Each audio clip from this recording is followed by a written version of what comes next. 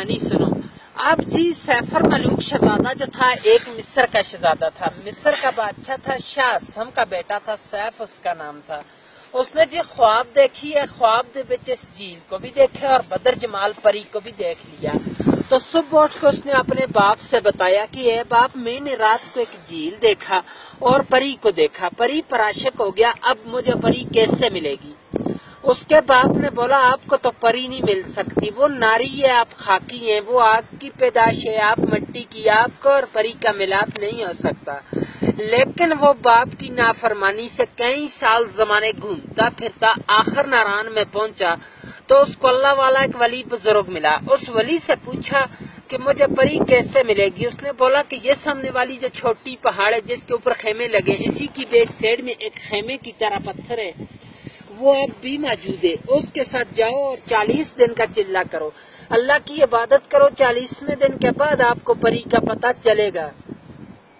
تو اس نے جا کر اس پہاڑ کے اوپر 40 دن کا چلہ کیا، اللہ کی عبادت کی، 40ویں دن کے بعد 2 جنات اس کے قبضے میں آ گئے۔ ان جناتوں نے سلیمانی ٹوپی پہنا کے جھیل کے کنارے پر لے آئے، وہ کسی کو نظر نہیں آتا، اس کو سب کچھ نظر آتا ہے کیونکہ اس نے سلیمانی ٹوپی پہنی ہے۔ تو ساتھ اس کی سہیلی تھی اور 8ویں ملکہ بدر جمال، وہی پری جو خواب میں ملی تھی، اس جھیل میں نہانے کے لیے آئی کوئکاف سے۔ کوئکاف جو ہے روس کے پاس ہے، چیچنیا کی طرف ہے، رشیا میں ہے۔ آ کر سب نے اپنا اپنا لباس اتارا تو اس جھیل میں نہانا شروع کر دیا۔ بدر جمال کا لباس جو تھا وہ جنہوں نے اٹھا کے شہزادے کو دے دیا، شہزادے نے اپنے قبضے میں کر لیا۔ دوسری سہیلیاں لباس پہن کر چلا گئی تو بدر جمال اکیلی رہ گئی، وہ جا نہیں سکتی تھی۔ شہزادے نے اس کو اپنی چادر پہنا کر نیچے ناران کی طرف لے گیا، پر جو تھے وہ چھپا لیے۔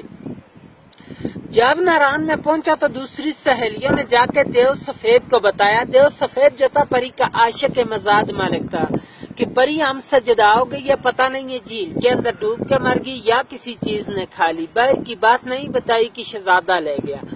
دیو نے آ کر غصے کے ساتھ اپنی ایڑی لگا کر وہاں سے سارے جھیل کو توڑ دیا، خارج کر دیا کہ شاید میری پری کا پتہ چلے۔ تو پہلے یہ آگے سے سارا بند ہی بند تھا، بہت بڑا ایک تیلاب جھیل تھا اور چھوٹی گروٹی کے ساتھ جو گیپ جا رہا ہے، یہاں سے پانی کا راستہ جاتا تھا، ادھر سے جاتا تھا۔ دیو نے وہاں سے توڑ دیا، طوفان گیا ناران کے پاس تو پری اور شہزادے دونوں نے دعا مانگی کہ اللہ میں بچا، طوفان آ گیا۔ اللہ کی قدرت سے ایک سرنگ بن گیا، دائیں سائڈ سے بھی طوفان گزر گیا اور بائیں سائڈ سے بھی، پری اور شہزادہ دونوں بچ گئے۔ سرنگ اب بھی موجود ہے ناران میں، سے فرمالو سے 5 منٹ کا راستہ ہے، جا کر دیکھ سکتے ہیں۔ اور دیو نے غصے کے ساتھ یہاں سے ایک اور چھلانگ لگائی تو دیو صحیح میں لگا، دیو کا سانس چلا گیا پری کے صدمے سے۔ اسی سرنگ سے پری کو لے کر شہزادہ شیر مصر کو چلا گیا۔ شہزادے کا نام تھا جی سیف ملوک، تاں کہتے ہیں کہ یہاں دونوں کی ملاقات ہوئی ہے، اس لیے اس جھیل کا نام مشہور کیتے سیفر ملوک جھیل، اور اس کی داستان بنی ہے۔ پھر اس پہ لوگ آنے شروع ہوئے۔ اس وقت انسان کی آبادی نہیں تھی، کو کافی پرستان تھا، پریوں کا دیس تھا، اور آپ اس وقت 10,500 کی ہائٹ پہ بیٹھے ہیں سطح سمندر سے۔ وہ سامنے ملکہ پربت ہے، برف والی چوٹی، اس کی 17,500 فٹ ہائٹ ہے، 7,000 یہاں سے اوپر ہے، لیکن آج دن تک اس پہاڑی کو کسی نے سر نہیں کر سکا۔ اس کے اندر سونے کی معیشت پوری عبادت کرتی ہے، جو بندہ چاہتے ہیں اس کو گرم کرتی ہے۔ 98 کا واقعہ، راشد بٹ لاہور کا ایک بندہ تھا، وہ کہتا تھا کہ میں نے اس پہاڑ کو سر کرنا ہے۔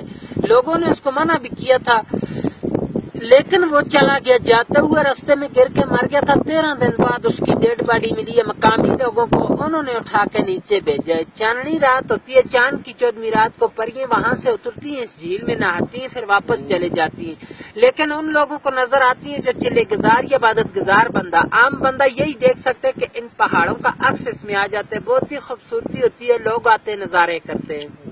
اور آج دن تک جھیل کی گہرائی کا اندازہ بھی کسی نے نہیں لے سکتے۔ ایک انگریز آیا تھا، اس نے 5 من رسی لائی تھی، اس وقت گاڑیاں وہاں پر نہیں آتی تھی خچروں پہ، آگے 10 کلو کا لوہا بن کے اس کے درمیان میں ڈالتے رہے، رسی چلتے چلتے ختم ہو چکی، لیکن اس کی گہرائی کا اندازہ نہیں لے سکیا۔ 5.5 کلومیٹر ارد گرد ہے، 600 کنال رقبے میں یہ سارا جھیل ہے، اس کی گہرائی کا کوئی اندازہ نہیں ہے۔ اسٹوری ختم سر۔